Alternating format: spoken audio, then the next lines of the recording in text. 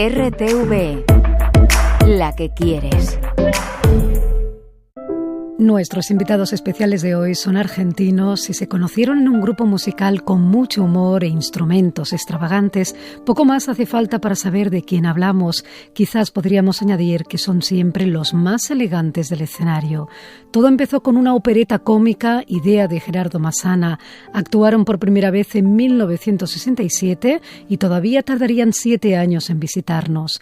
Han creado lo más difícil, un lenguaje propio formado por ingeniosos juegos de palabras, historias surrealistas e hilarantes personajes.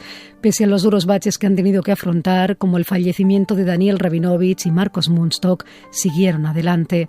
Ahora, con 56 años de trayectoria y muchos premios bajo el brazo, como el Princesa de Asturias de la Comunicación y Humanidades, han anunciado que se retiran definitivamente.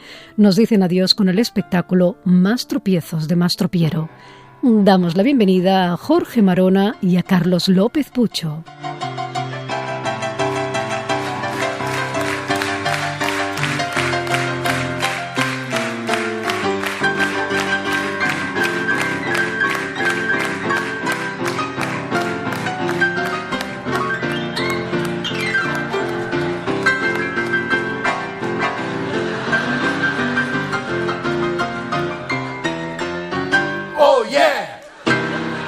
Menuda marcha, para recibir a Carlos López Pucho y Jorge Marona.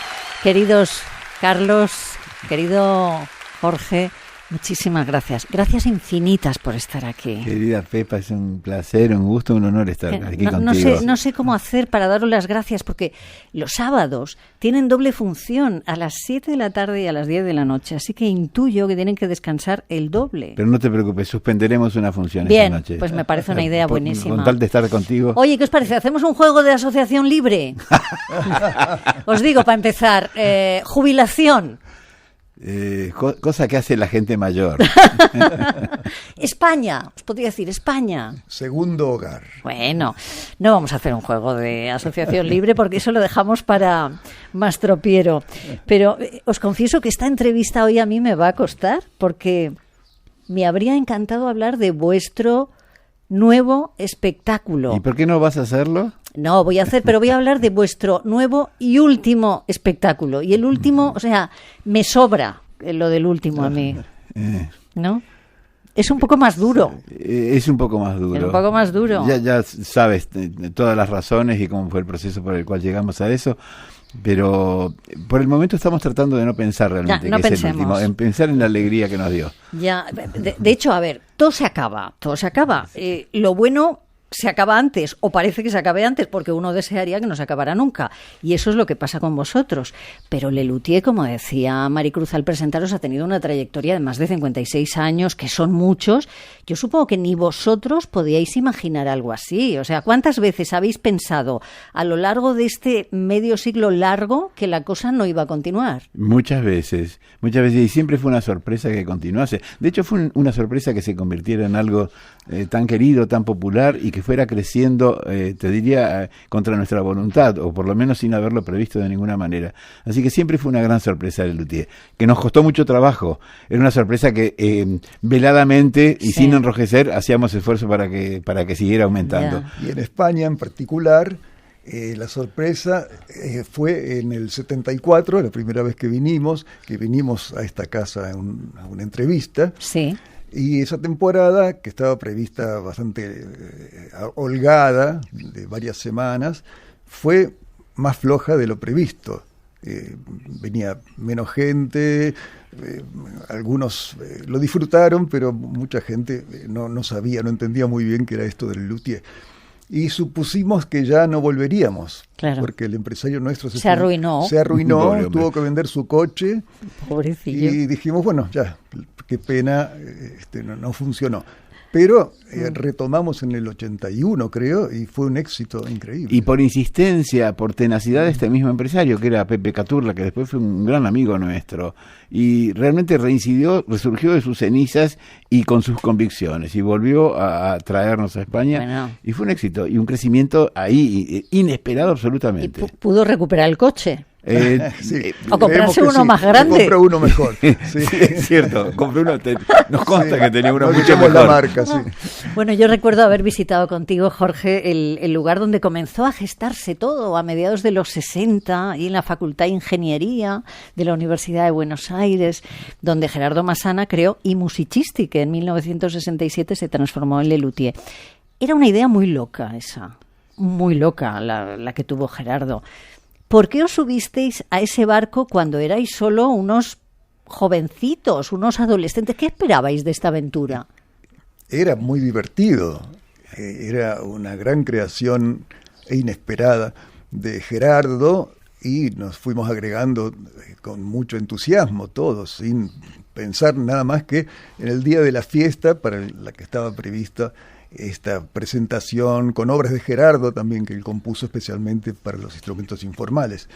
Así que era una fiesta eso, ya era un entusiasmo enorme. Sí, yo creo que el motivo, por supuesto, fue esencialmente diversión. Yo entré un poco después, pero mi carrera iba a ser director de orquesta. Yo estaba encaminado decididamente hacia allí. Serio, un señor serio. Sí, absolutamente, sigo siendo muy serio. Y se cruzó esta gente y era una fiesta divertida. No hubo un objetivo más allá de eso. Por cierto que cuando a mí me invitaron me pagaban una miseria. Yo era el empleado del grupo. Y me pagaban una miseria, qué sé yo, me daba para un bocadillo esa noche y seguía siendo muy divertido. Y después, bueno, me fue absorbiendo como una vorágine de diversión, digamos. Oye, eso de ser el empleado, qué bonito, era el empleado del grupo, ¿no? Claro, además cobraba todos los meses, nosotros no tanto. No cobraba todos los meses. No. Te quiero recordar que era un contrato leonino, a mí me pagaban lo mismo que a ellos, dividían, pero con la condición de que yo no tenía voz ni voto en las decisiones. No sé cómo te quedaste. Muy bien tenías que pasarlo, Carlos, ahí. La pasaba muy bien. Y por otra parte, confieso que no tenía otro ingreso mejor. Me encanta. Bueno, habéis estado 3 años y medio, he leído, trabajando en este último espectáculo, sí. Más tropiezos de Mastropiero, que es magnífico. Pero cuando lo estabais escribiendo, ¿pensabais que era el último? No, de ninguna manera. Mira, este espectáculo, la idea de hacerlo surgió en el 19, cuando se nos enfermó Marcos. Y nos quedamos, Jorge y yo, digamos, sin Marcos, que en ese momento era nuestro compañero, nuestro único compañero en escena con nosotros, y nuestro cómplice para la escritura de espectáculos y demás. Y él estaba en esa época ya muy remolón, no quería escribir espectáculos nuevos. Y nos peleábamos y discutíamos, muchas veces lo discutimos, escribamos uno nuevo. Sí. Y Marcos no quiso. Cuando se enfermó, nos quedamos Jorge al mando de esta cosa, y hacíamos antologías en ese momento. Y fueron varios años, sí, unos cuantos años de antologías. Bastantes años de antologías. Sí, y creo que paradójicamente la enfermedad de Marcos, la ausencia de Marcos, nos enfrentó ante la disyuntiva: o hacemos algo nuevo o cerramos o nos aburrimos. Y como que una posibilidad realmente de continuar con esta maravilla que es Lelutier era ofrecer algo nuevo. Finalmente, después, en ese momento eran 12 años o algo por el estilo. Y bueno, lo decidimos con la inmensa sorpresa que compartimos con el resto de la humanidad, que poco tiempo después apareció la pandemia. Y la paradoja es que la pandemia nos sirvió para cada uno estar en su casa e intercambiarnos ideas, y durante los 2 años estuvimos escribiendo, los 2 años de pandemia. Cuando terminó la pandemia, digamos a principios del 22, empezamos retomamos el contacto con las tablas, y allí pudimos poner empezar a experimentar eso que habíamos escrito. Con mucho trabajo y con mucho miedo, porque no sabía si podíamos llegar a estar a tono con la historia. Bueno, estáis a requete tono, o sea, estáis a tope. Pero fue una sorpresa para nosotros, En todo caso, fue un gran alivio encontrarnos cuando lo estrenamos, que efectivamente la gente se reía igual, y que los comentarios de los amigos y de algunos críticos odiosos era que era un espectáculo a la altura de los anteriores. Realmente. Bueno, yo decía que todo se acaba, y claro, fijaos, la muerte de Daniel Rabinovich, nuestro querido Daniel, en 2015. Después se retiró Carlos Núñez en 2017. Marcos Munstock falleció hace 3 años. Han sido desapariciones muy visibles y supongo que muy difíciles de encajar. Pero también la de Lino Patalano. Pero sí. ¿Verdad? Quiero decir que, claro, la vida te va llevando a veces a donde tú no quieres llegar, pero es que es la vida.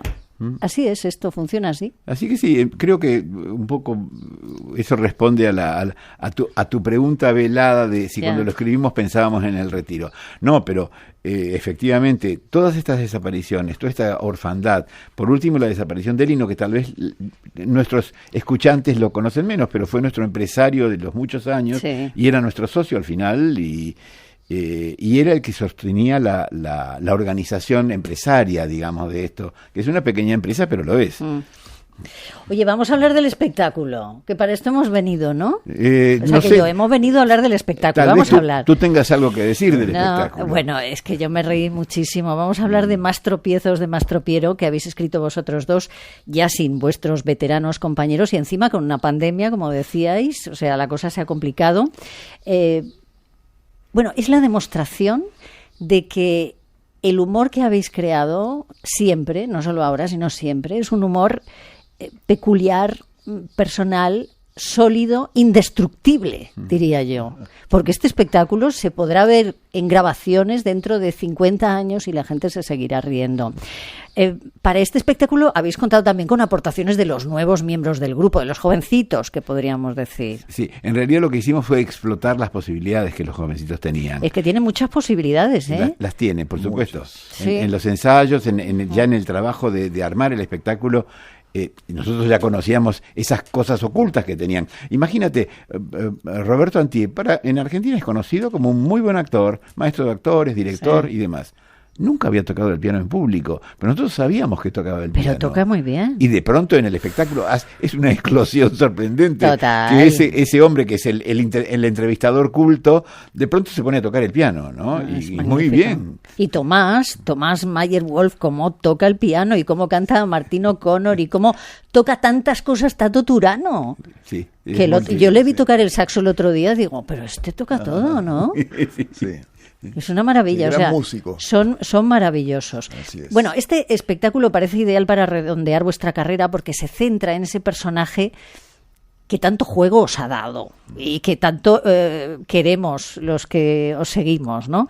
Johann Sebastian Mastropiero, que es curioso porque solo mencionarlo, yo me acuerdo cuando lo mencionabais en los espectáculos, la gente se partía de la risa solo con el nombre y solo se había materializado, digamos, un poquito de forma fugaz. Aquí está de cuerpo presente todo el rato, como digo yo. Sí, en realidad por primera vez. De hecho, el espectáculo gira en torno a esta entrevista a Johann Sebastian Mastropiero y se revelan muchas cosas. Incluso una gran revelación al final que nos la guardamos y que nos parecía esa no la podemos no podemos hablar de eso. Pero sí, ahí está Mastropiero y es para conocer a Mastropiero. ¿Qué os parece si escuchamos algunos fragmentitos que tengo de esta entrevista que hace un recorrido por la carrera de Mastropiero desde sus primeros fracasos hasta los más recientes? En Diálogo con la Cultura hemos hecho un intenso repaso de la vida y la obra del maestro Mastropiero, desde sus primeros fracasos hasta los más recientes. Atacó al comunismo y ellos se vengaron atacándolo a usted. Igual. Digamos, le aplicaron la ley del talión. ¿La qué? La ley del talión, ojo por ojo. Ojo al cuadrado. ¿Usted no dijo que era de familia católica? Por supuesto. Mamá era muy devota. Y 2 de mis hermanas son monjas. Ah, qué bien. Y papá era cura.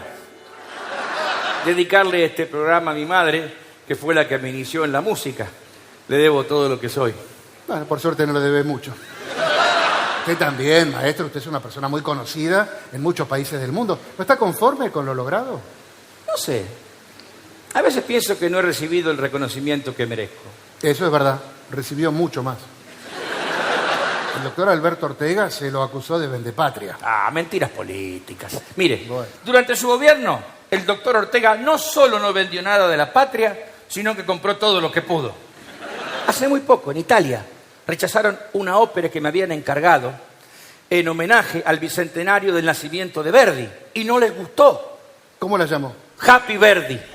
Es que es muy bueno. El Happy Birthday es muy bueno. Muy bueno, anda Es que siempre muy bien. es todo el rato encadenan una con otra. Sí, es un sí. espectáculo que hay que ver muchas veces. Creo que es de los más densos en risa. Oh, de los es más buenísimo. constantes, Pero al final la pregunta, Jorge, es la que se hace el entrevistador. O sea, y se la hace el público también. ¿Cómo ha llegado este hombre a ser tan famoso?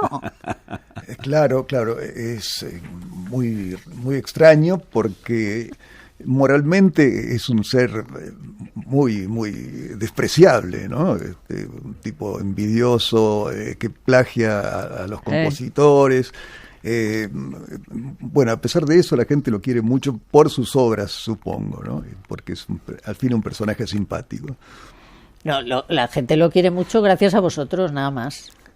Porque vosotros le habéis dado pues la gracia que tiene. Es un agradecimiento Es así, mutuo, Pepa. es así, Sin es él no así. habríamos podido También hacer es nuestra verdad. carrera. Bueno, seguís siendo unos malabaristas del idioma con los juegos de palabras, los dobles sentidos. Yo no sé si tenéis una especie de radar para pillar estas cosas. O sea, vosotros estáis siempre en modo antena parabólica para pillar. Aquí hay un juego de palabras. Creo que nos pusimos más en los últimos tiempos, que necesitábamos escribir este espectáculo.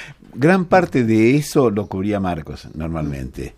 Y en los últimos 3-4 años hemos estado mucho más alertas. Ya, Sí, de ya. todos modos, yo me di cuenta durante la pandemia, cuando volvimos a escribir, que el paso de esos 12, 13 años sin escribir me había dejado falta de práctica, ¿no?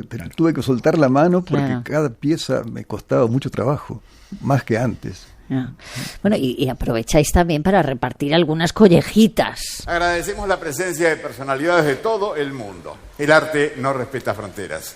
Directores de museos, un emir, 2 presidentes y un dictador que tampoco respeta fronteras.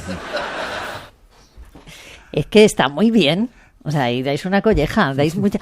Bueno, todo es así, todo es así. Y bueno, ¿y recuperéis alguna cosita como el ya pararon para comprar queso y ahora pararán para pan? Sí, decidimos en este espectáculo, lo hablamos bastante con Jorge, dejar pequeños homenajes a la historia del luthier. Claro. Y en la versión española han quedado solamente 2, que son esta y ¿cómo se Pasión llama? bucólica, Pasión que son bucólica. dos Pasión obras cuyos bucólica. textos son de Marcos. Ya.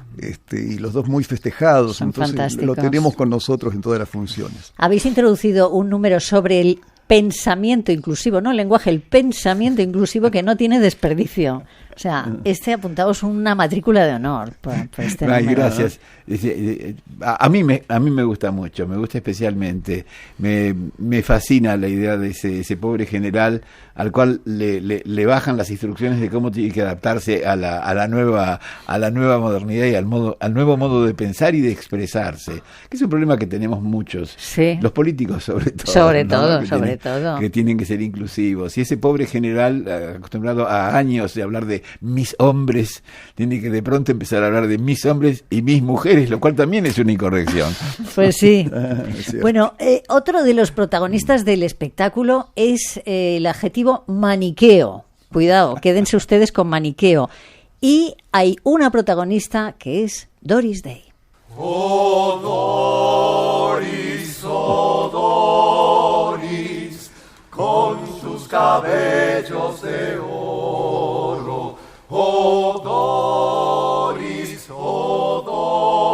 Está bastante bien.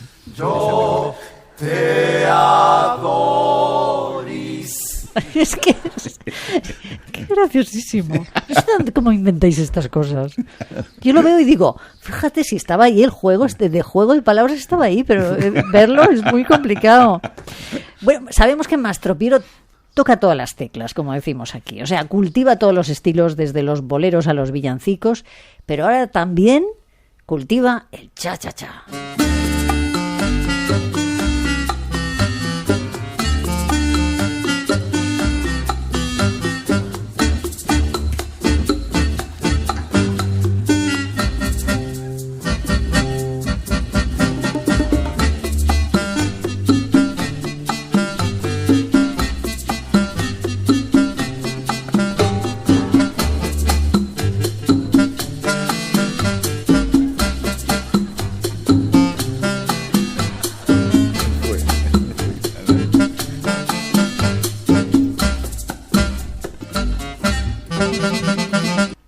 Que me encanta cómo suena eso. Jorge, ¿qué le ves? Eso, el órgano pistón es un instrumento enorme, con un aspecto de motor de coche medio futurista. Pero suena muy bien, es que claro... Suena muy bien. ¿Cómo aprendes a tocar esos instrumentos? El volarmonio, por ejemplo, que es tan bonito. Bueno, es sencillo, nada. Jorge es el gran intérprete de volarmonio, creo que el único en el mundo. Sí, el mejor. Pero más difícil creo que fue inventar esos instrumentos, que no fuimos nosotros, fue Fernando Tortosa, un artesano muy, muy genial, que ha hecho primero el volarmonio y luego este órgano. Bueno, hay que decir que ¿cuántos instrumentos habéis sacado al escenario a lo largo de estos 56 años? Un montón. Sí, creo que son alrededor de 50, por generalizar mucho, no tengo la cifra exacta. Este instrumento es muy hermoso y suena muy bien. Los instrumentos de Tortosa tienen esa particularidad. Son musicales, sirven para hacer música bien. Los dos de los que mencionó Jorge. Y este órgano pistones con el cual hacemos el cha-cha-cha es el número final del espectáculo, ¿no? Es maravilloso. Una colección de instrumentos. Es maravilloso ver cómo algo tan raro puede sonar bien. Bueno, te digo que en el caso de este instrumento nos asombra a nosotros también. También, ¿no? Porque además es un tema muy técnico, pero funciona por un procedimiento que prácticamente no funciona en ningún instrumento de los conocidos. Es un invento de Tortosa, rarísimo. Que nunca entendí. Bueno. Oye, habéis tenido varios luthiers vosotros. O sea, Le Luthier han tenido varios luthiers. ¿Eran tipos raros todos o no? Sí. No, el primero fue Gerardo Mazzana. Sí, el primero fue Gerardo. Comenzó con la creación de instrumentos. Un poquito raro debía ser, Jorge. Sí, no sé, era muy buena gente. Y luego lo continuó Carlos Ciraldi, que era un psicoanalista. Pero era bastante raro, un psicoanalista que atrás de una cortina tenía su taller peculiar. de instrumentos. Buena gente, pero peculiar. Sí, era muy raro, tipo muy culto, muy interesante, y un gran artesano que hizo grandes instrumentos. Uno de ellos es la ferrocalíope, que para mí es el instrumento más maravilloso del luthier. Es una gran locomotora que largaba unos chorros de vapor terribles y sonaba muy fuerte con silbatos de locomotora, ¿no? De locomotora de vapor. Y luego es Hugo Domínguez, el luthier del luthier hoy. Y Fernando Tortosa, que ha hecho estos dos instrumentos. Nunca tuvo un cargo oficial, pero hizo estos dos instrumentos fantásticos. Que son estupendos. Bueno, ya decíais que el espectáculo se estrenó, creo que en Rosario, ¿no? En Rosario lo estrenasteis. Ya se ha podido ver en algunos países. Y hablabas antes, Carlos, decías, en España hay números, ¿qué tal? ¿Qué evolución ha tenido desde que estrenasteis en Rosario el espectáculo? ¿Cómo ha cambiado? Bueno, hay te diría casi una norma que nos impusimos desde hace mucho tiempo, que estrenamos espectáculos más largos de lo que van a terminar siendo, de lo que nuestra experiencia aconseja que sean en duración. El espectáculo en Rosario se estrenó con 2 horas 20, que es un terrible exceso. Yo nunca me cansaría. Sí, pero sabes que la gente, es nuestra experiencia, tal vez sea equivocada, pero a lo largo de los años vimos que pasando la hora 50 la gente se cansa hasta de reírse. Entonces hay una curva en el espectáculo y una ley, te diría, casi del espectáculo. El espectáculo no puede aflojar hacia el final, tiene que ir creyendo. Y eso lo logras con una duración óptima, con un buen material además, por supuesto, porque la gente, si no tiene de qué reírse, no se ríe. Y lo fuimos acortando, sacándole las cosas que eran menos rendidoras, algunas obras incluso enteras, hasta esta duración que nos parece que creo va a ser la definitiva, que es 1 hora 55. Es perfecto, a mí siempre se me hace corto. Pero bueno, hay que decir que Le Luthier no es solo el grupo que aparece en escena, esos señores que van vestidos solemnemente como para un concierto de sinfónica y después acaban tocando el volarmonio, ¿no? Pero bueno, detrás hay una impresionante infraestructura técnica, de producción, administrativa, o sea, sois una gran empresa. Mediana empresa, por lo menos, pero y es uno de los te diría, confieso, uno de los temas que nos llevó a la decisión de terminar con Le Luthier. Es tan gran empresa, bueno, cuando falleció Lino Patalano, que era él quien se encargaba de esa gran empresa y de los conflictos que conlleva sostenerla. Claro. Y bueno, nosotros estamos orgullosos de esa empresa, porque esa empresa tiene que tener una planta una planta estable de gente, imagínate, de gente que sabe manejar esos instrumentos, armarlos, desarmarlos, transportarlos. Hubo épocas del luthier en que llegamos a hacer 3 espectáculos en el mismo año, pero no no sucesivamente, sino solapados a veces, y teníamos que cambiar de país y cambiar de espectáculo. Y por eso necesitas una planta de gente muy experta, que sepa al dedillo cada cosa, cada espectáculo, cada movimiento, dónde armar, cómo armar y demás. Eso. Claro. Bueno, Les Luthiers han sido para vosotros una escuela, un laboratorio, una familia, muchos amigos, mucho cariño del público y un montón de experiencias. ¿Qué ha sido lo mejor de todo, Jorge? Conocerte a ti, Pepa, fue maravilloso. Esa ha sido una cosa buena para mí al menos. ¿Qué ha sido lo mejor, Jorge, de Les Luthiers para ti? Difícil decidirlo, fue y es mi vida, una parte enorme de mi vida. Lo mejor es el placer que me da ver que la gente disfruta con nuestro trabajo, ¿no? Y que te lo agradece además. Eso es muy hermoso. ¿Y para ti, Carlos, qué ha sido lo mejor? Y se parece a la respuesta de Jorge. Yo iba a ser, como te decía, iba a ser músico, iba a ser director de orquesta. Y si bien me gustaba el humor, nunca se me ocurrió pensar en el humor como profesión, como vía creativa incluso. Yo aprendí a hacer humor en Les Luthiers.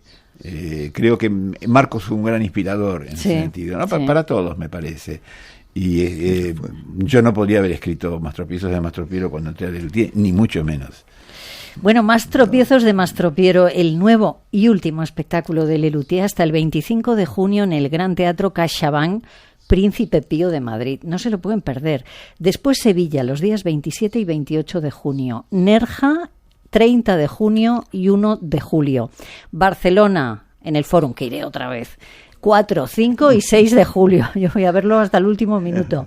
Y en San Feliu de Guíxols el 9 de julio. Pocas entradas deben quedar, pero aprovechen y corran a buscarlas porque, en fin, Les Luthiers acaban su recorrido, pero sus espectáculos siguen vivos en las grabaciones y en nuestras mentes. Y a nosotros siempre nos va a quedar la felicidad y el orgullo de haberos visto en directo, de haberos disfrutado, de haberos conocido y de haberos querido, que eso va a seguir pasando. Espero. Insisto que el orgullo de conocernos va a ser recíproco, Pepa. Bueno, y sé que vais a venir mucho a España porque aquí tenéis una parte de la familia, o sea que vamos a continuar disfrutando de nuestra amistad. Carlos López Pucho, Jorge Marona, que ha sido fantástico y gracias por haber venido aquí a la radio. Gracias, Pepa. Gracias. Gracias a vos.